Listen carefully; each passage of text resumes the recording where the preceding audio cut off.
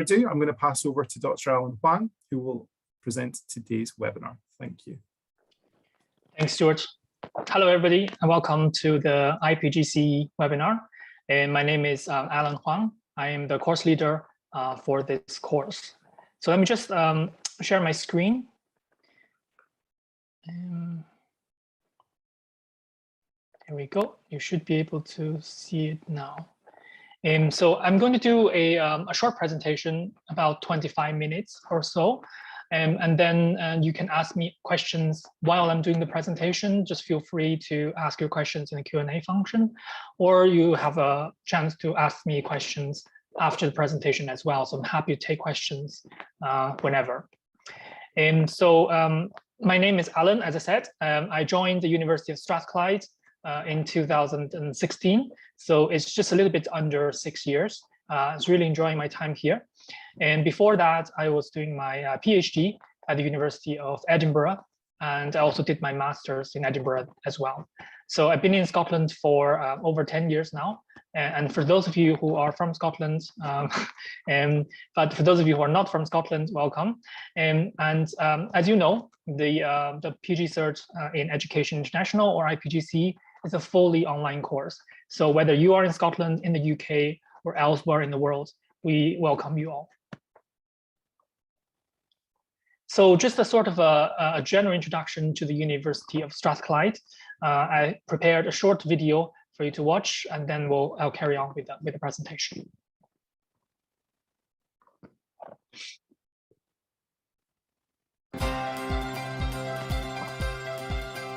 At the University of Strathclyde, we believe ideas can change the world. Our achievements have been recognised with the award of the Times Higher Education's UK University of the Year, the first institution to receive the prestigious honour more than once.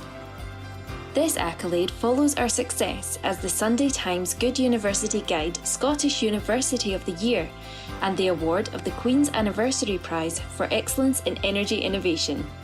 Our multi-award-winning community is improving health, safeguarding energy, and using quantum to push the boundaries of imagination. We're addressing climate change, where big ideas are needed more than ever. Our One Ocean Hub is working with 50 partners to transform the world's response to plastic pollution, rising sea levels, and overfishing. Together, we're empowering those who are reliant on the ocean for food, jobs, and transport, while protecting it for future generations. In Scotland, we're bringing together the best minds from business, industry, and government in the country's first innovation district. We're creating jobs and developing a place where shared ideas can thrive. Along the river, Strathclyde is at the forefront of the National Manufacturing Institute Scotland, an international centre to drive innovation and skills development. Whether we're bringing space data to Earth or developing fintech, our technology is built with people in mind. We're supporting our people by creating an inspiring campus and investing in learning and teaching, research and innovation hubs. We believe our people's health and happiness is at the heart of our success. We've transformed our wellbeing services, and our new Strathclyde sport facilities are empowering elite athletes and those who are trying something new. As a socially progressive university, we are committed to openness. We're bringing people of all backgrounds together, making an impact on our students, our city, and our global community. It's a way of working that makes our alumni attractive to employers and draws partners from around the world. Working together, big ideas can improve the world.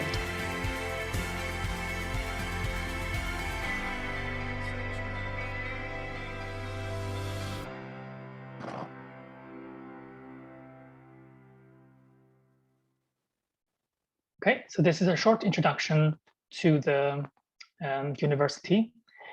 So for those of you who are new to Strathclyde or to Glasgow, Glasgow is the biggest city in Scotland. So coming here is really an interesting experience for all of you. But I know this is an online program, but I still think that you should get to know Glasgow a little bit more. which helps you with you to develop the sense of identity while you're studying on the course.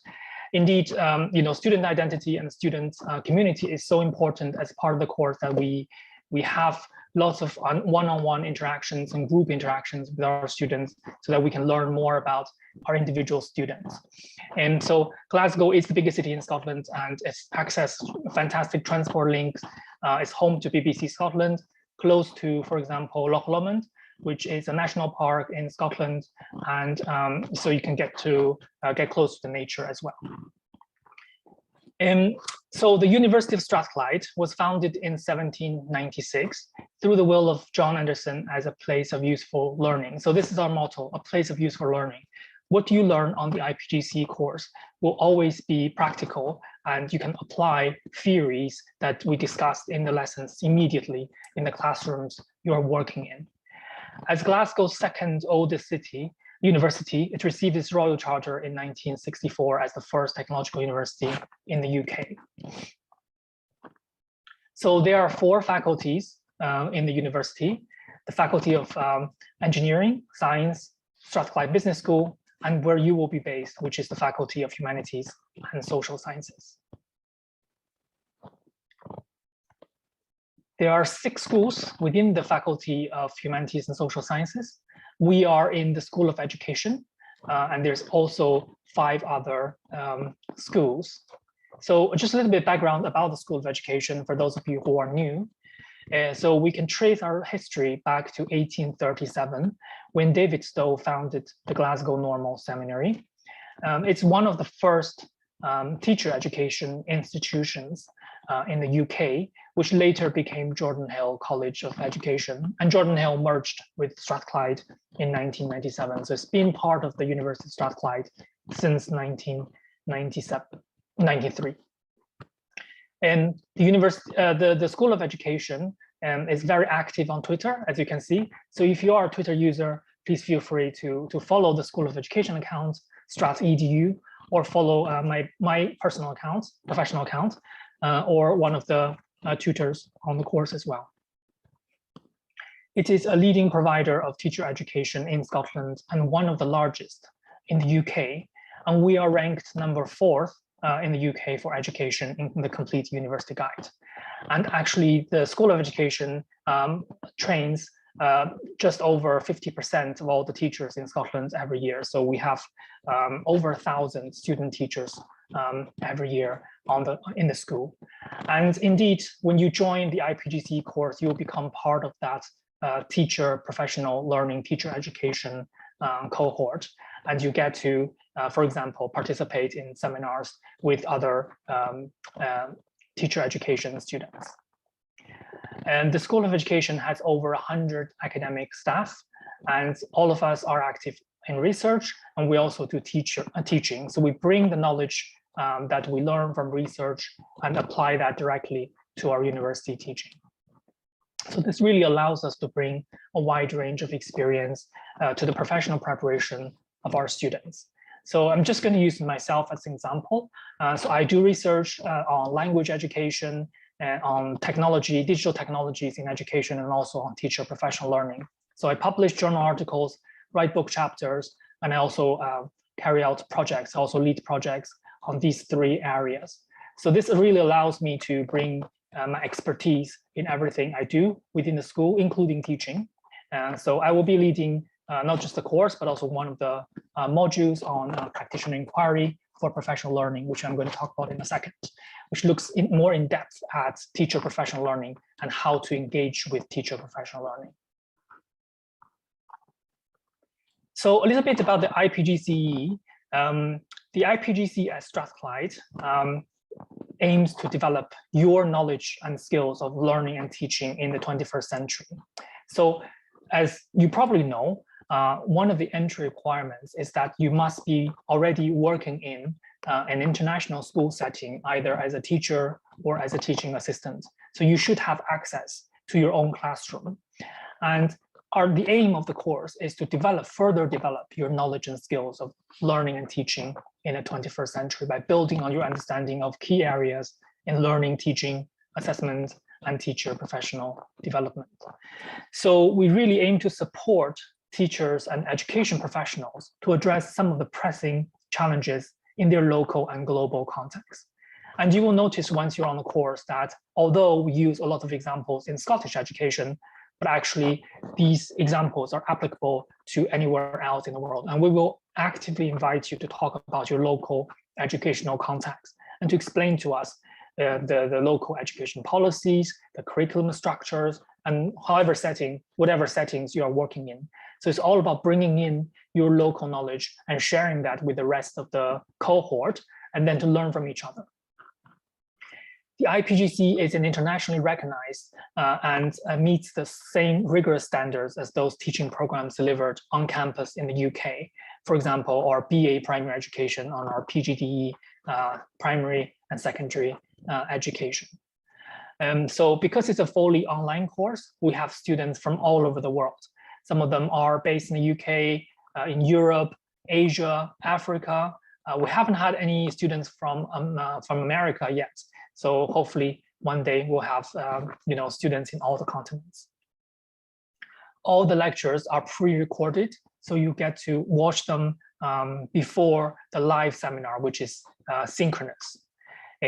We ask a number of our colleagues within the school to talk about their research in order to give you some insights into various issues in education, including, for example, child protection, poverty, closing the attainment gap, leadership, bilingual education, all sorts of issues that you might encounter in your day-to-day professional life.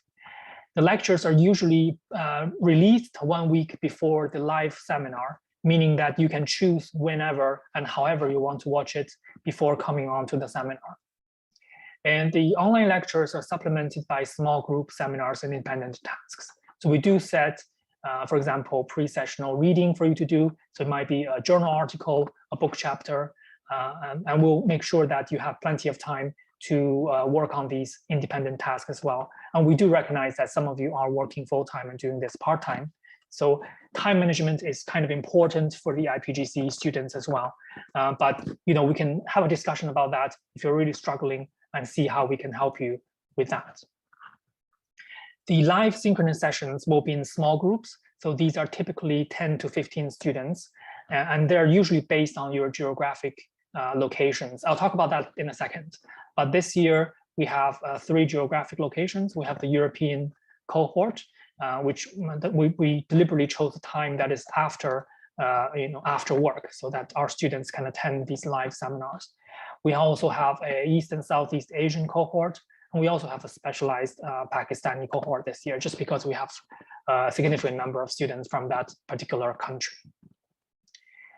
One word about independent tasks, because it's taught at master's level, so we do expect our students to be able to work independently most of the time. So you will get, for example, blog post entries that you have to do, or teaching demonstrations, or reading, academic reading, small quizzes, things like that. So you do have to find the time to do these independent tasks, and they are indeed an integral part of the course. So here are some of the teaching staff on the IPGC. So we've got myself, who is the course leader. We also have Amanda Corrigan, who is our deputy head of school, Ian Moore, Jackie Marshall, and Celia Anthony.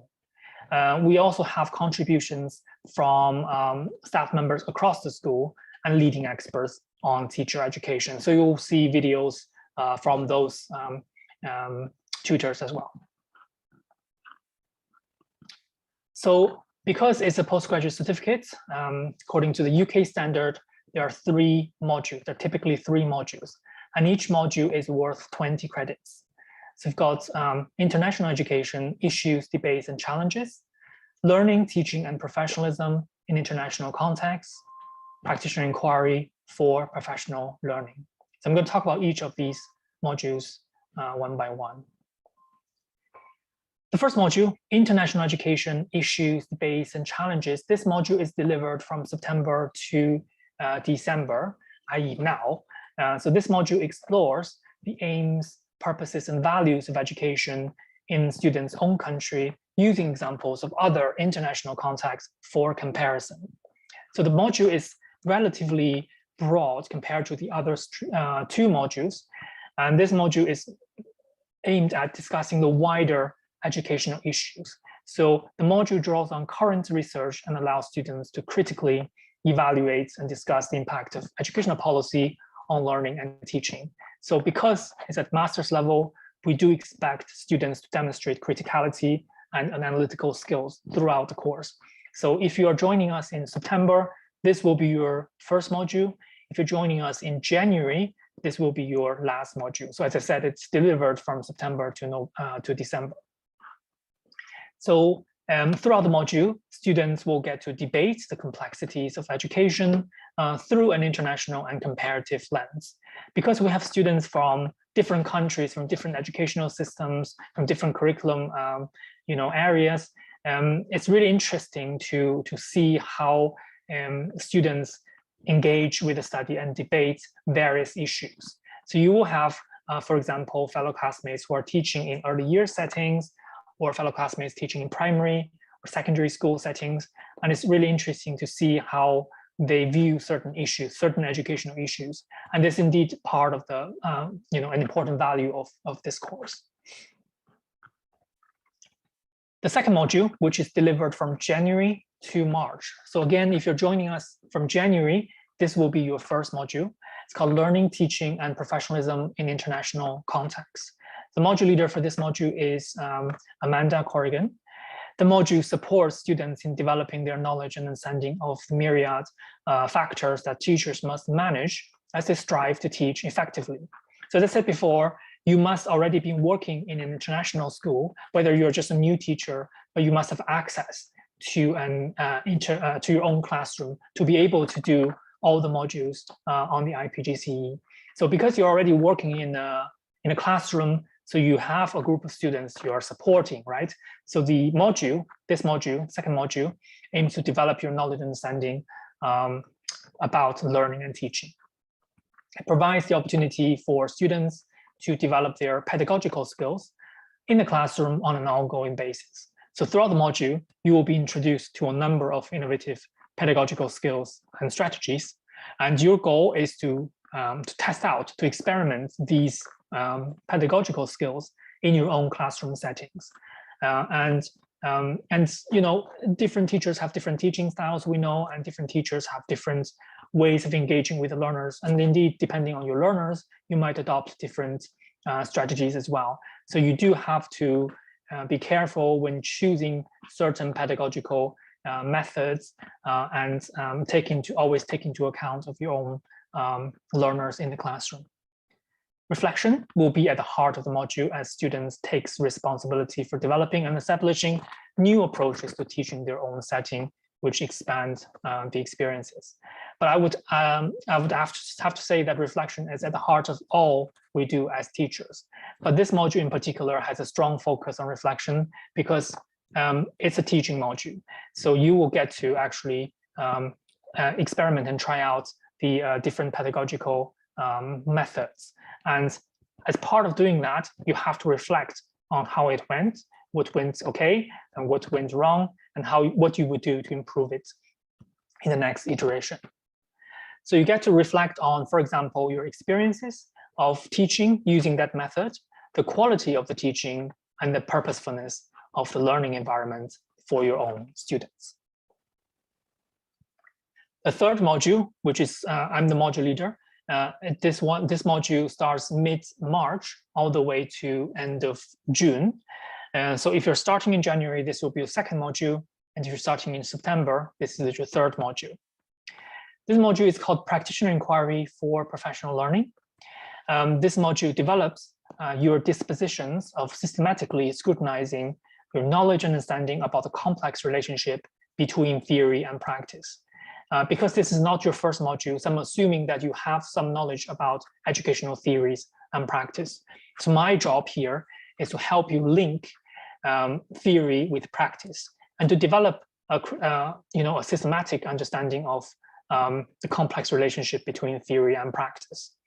So in this module, you will learn how to conceptualize, design, conduct, and report a small-scale practitioner inquiry project within your own classroom.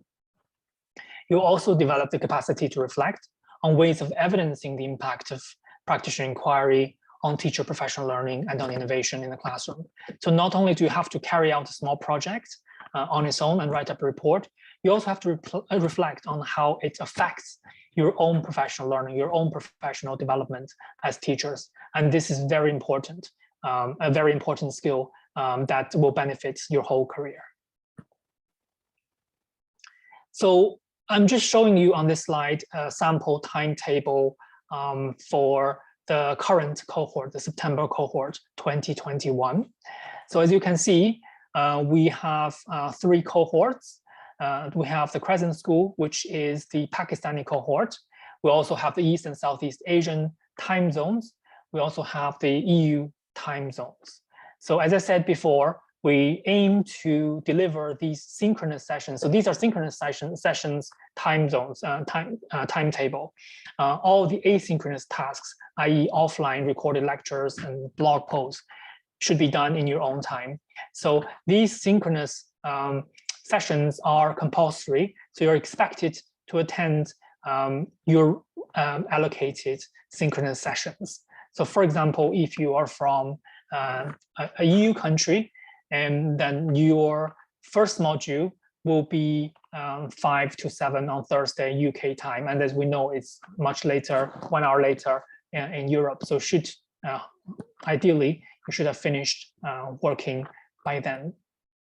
For semester 2, we also have appropriate timing for students who are working full-time.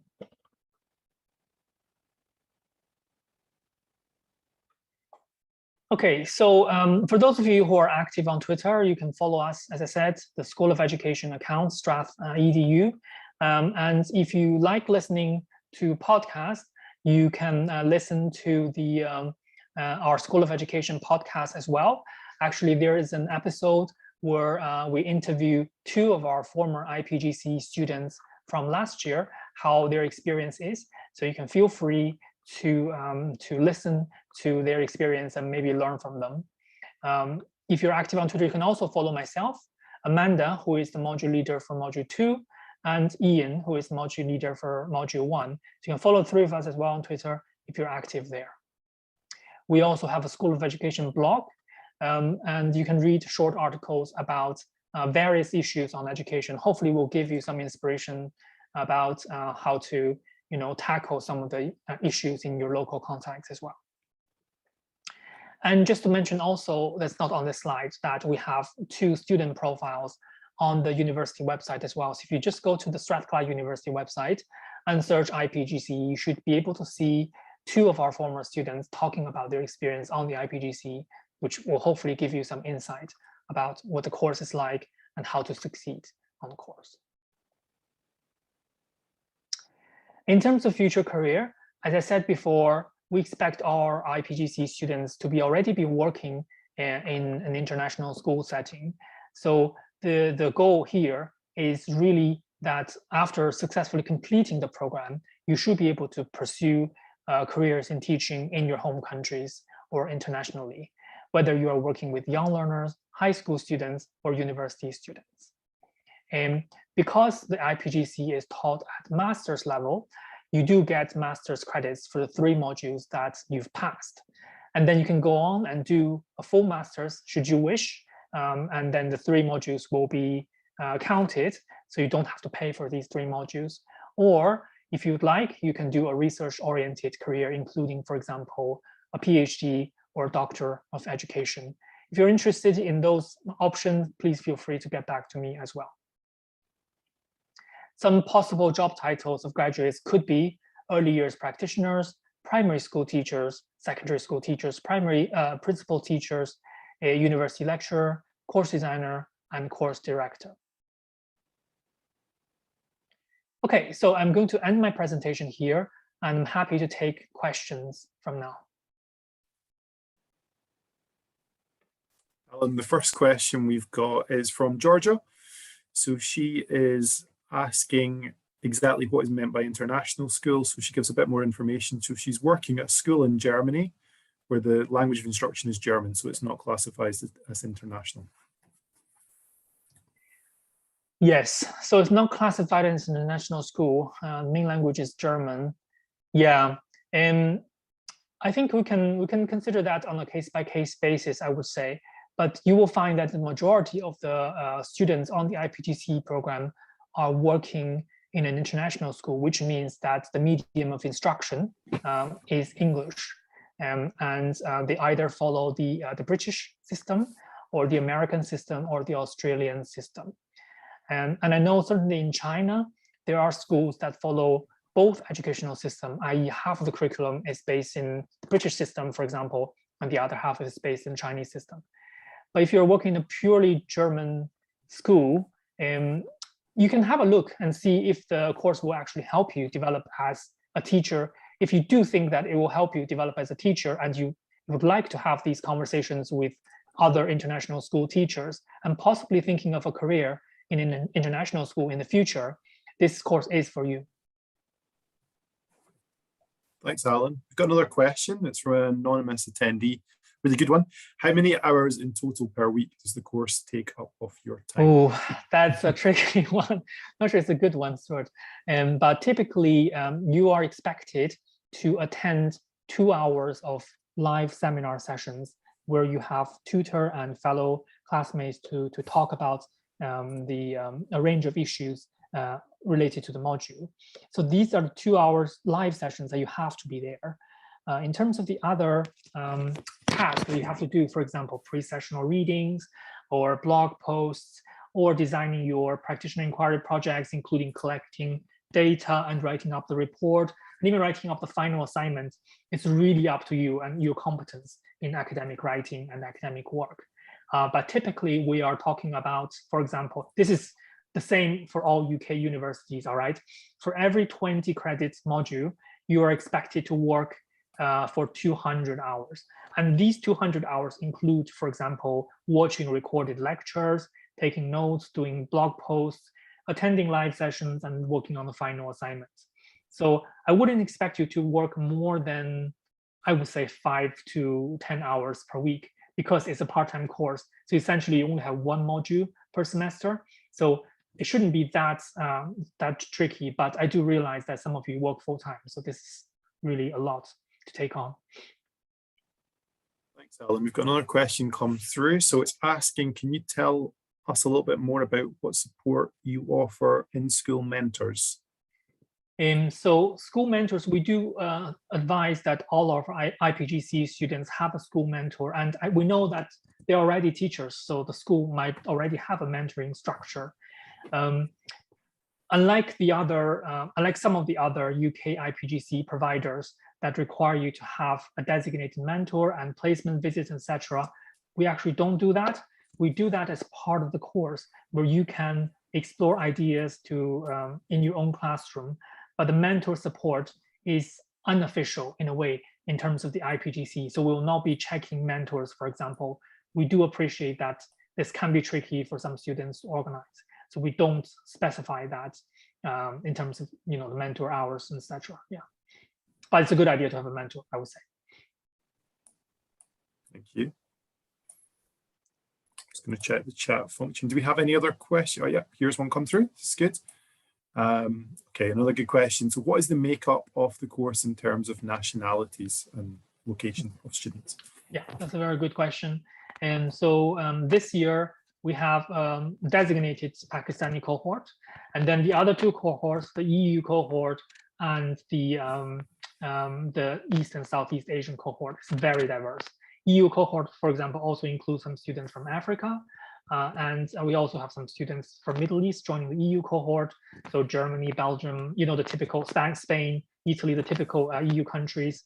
They're working in English-speaking schools in these countries. And we also have the Southeast and East Asian cohort, where we have students from China, Thailand, Vietnam. And actually, the majority of these students are British. They're just there to teach, but they work in those settings. That's why they are categorized in those cohorts, which is purely based on the time zone that they're in for the facilitation of the synchronous teaching. But the students are very, very diverse, and you get to hear from their local settings and how the education works, and it's really, really fascinating. Yeah. Thanks, Alan. That sounds like a really good strength of the course. We've got another question here, and it's around about assessment. So can you tell us a little bit more about the assessments? Are there any exams, or is it coursework based? So I can tell you very clearly, there's no exams for the IPGC. Everything is coursework based, and you have to write extended essays or project report for the IPGCE, and we'll aim to support you throughout the process. But you basically have a deadline you have to work towards, and then you submit it. There's no exams. I'm sure that's good for some students, definitely. Okay, we have no more open questions. Does anybody have any other questions at all for Alan? Great, we've got another one. Okay, so hello, I teach an international school as a one-to-one after-school teacher. I do have access to class teaching in the morning as an observer. Would it be considered as a teaching assistant? And how many hours, sort of minimum, do you need to be teaching to be able to access the course? Yeah, thanks for the question. I think that sounds like a teaching assistant's job, I would say. And you're welcome to do the IPGC, I would say, as long as you have access to a classroom and you have access to a group of students. And we don't have a specified minimum number of hours you have to teach, but from my kind of personal experience, I usually recommend our students to have a minimum of 12 hours of teaching per week, just so that you can, learn to teach in a more holistic way. Now, if you're only doing one-on-one, it's a bit tricky when discussing some of the issues, for example, classroom management and things like that. But it's still possible, as long as you have a class of your own. Thank you.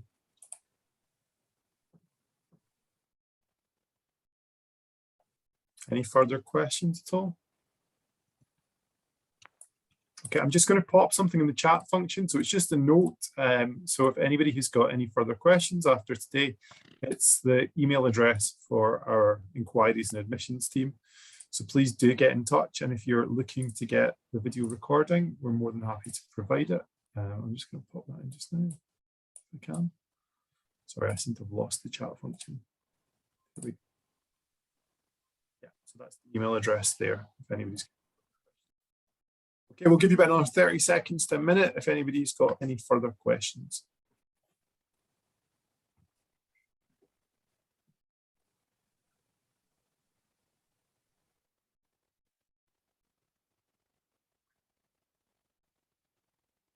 No. Don't come through. Okay. About the extended essays, what is the word limit, or what are the number of words normally required for an assignment? Yeah, so this is usually between 3,000 to 4,000 words. And, just be rest assured, you'll be given plenty of time to work on these essays, and you get to discuss your ideas before submitting it as well. So this is just a UK standard, I would say.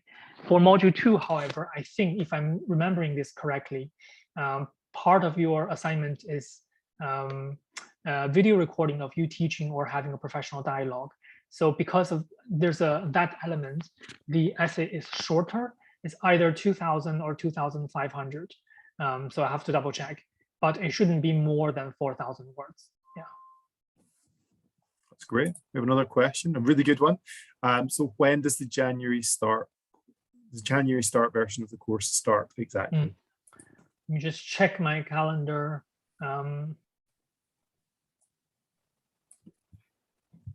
So obviously you will get an email from us when the course starts, but I think if I'm right, it's the week beginning the 17th.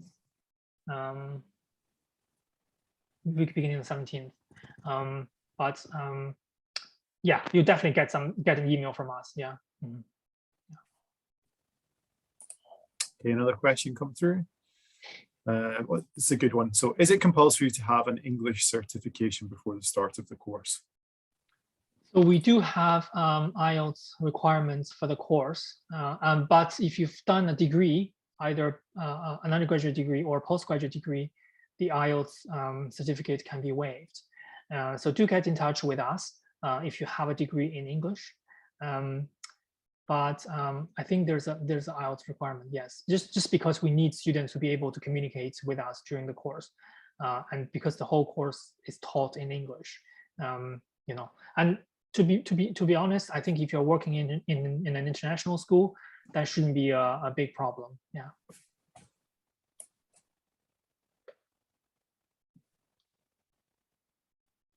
Okay, another question coming through.